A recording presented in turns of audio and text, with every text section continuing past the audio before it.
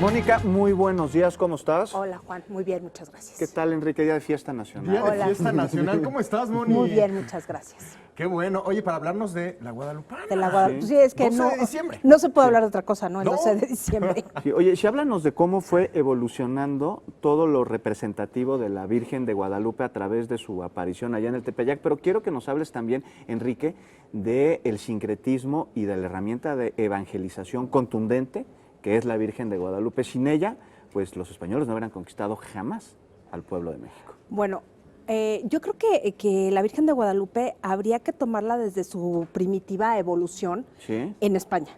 muy O bien. sea, primero es la historia de la Virgen de Guadalupe aparecida en Cáceres y Extremadura, bueno, toda esta zona, y nos habla de una leyenda parecida a la de Juan Diego, un tanto distinta, con la temática de las vírgenes negras europeas, que son las vírgenes romanas sedentes. Realmente la Virgen de Guadalupe, la mexicana, está modelada con respecto a un vitral que está en el monasterio de Guadalupe de Cáceres, que es una virgen con mandorla.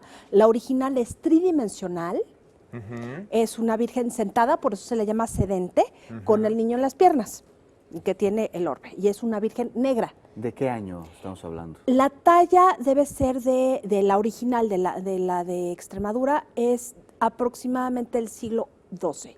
Muy bien, por ahí O sea, de 1100, 1100, 1150, por ahí. La leyenda dice que esta virgen estuvo en la tumba de San Lucas, que la llevaron de Roma a Sevilla, y cuando llegaron los musulmanes a Sevilla, por ahí del 714, escondieron la imagen de la Virgen cerca de un río que hoy se llama Río Guadalupe, y uno de los afluentes más que del río, y quedó escondida ahí hasta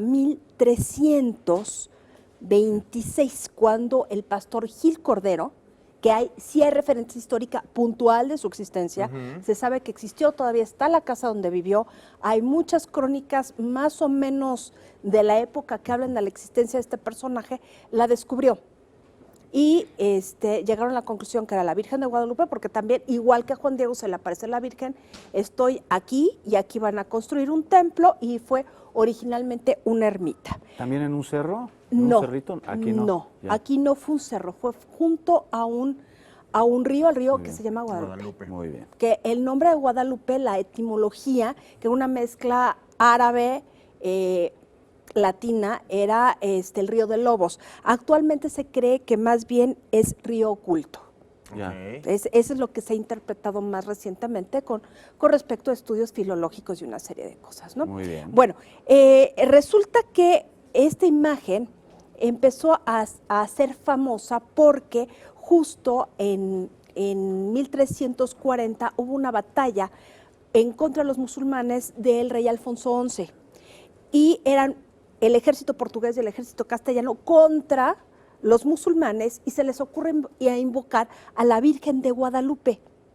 Y resulta que en esta batalla muy conocida y crucial, determinante para el avance de las tropas cristianas y de la cristianización, es la batalla del Salado de 1340. Entonces, esta batalla se convierte como en un hito histórico, y generalmente las guerras, a partir de entonces, de las tropas castellanas, se invoca a la Virgen de Guadalupe. Por eso no es extraño que los soldados de Cortés, y Cortés mismo, que era de Extremadura, Sí. trajeran la devoción a la Virgen de Guadalupe. Este es el origen hispano. ¿Ya? Lo que sucede del otro lado. Lo que sucedió del otro lado, que charco. pocas veces se conoce. Claro. Y que es importante para entender cómo para los conquistadores fue muy importante la Virgen de Guadalupe desde el principio. Muy bien. Posteriormente vienen las apariciones ya mexicanas, que tienen alguna relación en cuanto a la narrativa de la Virgen escondida que se aparece. Pero es Entonces, ¿fue distinta. coincidencia? ¿O qué sucedió? ¿Por qué, No, ¿por qué, no por es- qué sucede esta aparición no cuando es ya existía la coincidencia. Virgen allá? Claro. No es coincidencia, Y en el es- cerro de Tonantzin, En nada el- más, ¿no? Sí, bueno, era el cerro de Tosi. Realmente Sí. el cerro de Tonantzin Sí. es el de Tepepan, El que está Ah, más al el sur. que está- el que está en Pero entonces Xochimilco. ahí había un adoratorio a Ahí el Tonantzin, gran ¿o no? adoratorio de Tonantzin Sí. es el de Tepepan. Muy bien. Y uno secundario Sí. era el del Tepeyac, Sí, que ahí se adoraba ya. más bien a Tosi, que es la abuela. La abuela. La abuela. Bueno, La cuestión es que no podemos hablar de coincidencias o no coincidencias, podemos hablar de sincretismo, donde una tradición se superpone a la otra.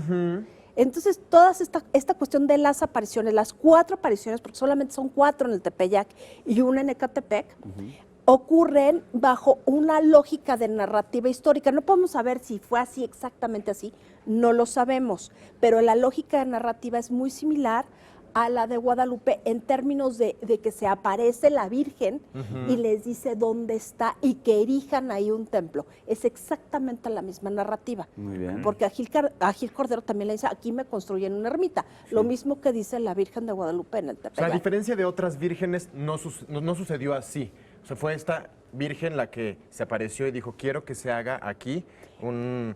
Es muy templo. constante en casi templo. todas las apariciones marianas españolas medievales. Ok, pero entonces ya, pues no nada más hay una Guadalupe, podremos hablar de muchas, ¿no? No, bueno, es una sola Virgen con muchas advocaciones. Sí. Lo que aquí Se ha aparecido sucede, aquí y allá. sí se apareció en cualquier lado. O sea, eso depende, bueno, se le conoce también por la cultura. Ahora, el nombre de Guadalupe se entiende que es una transliteración de Cuatliquecuepe, Sí, que suena a Guadalupe. así.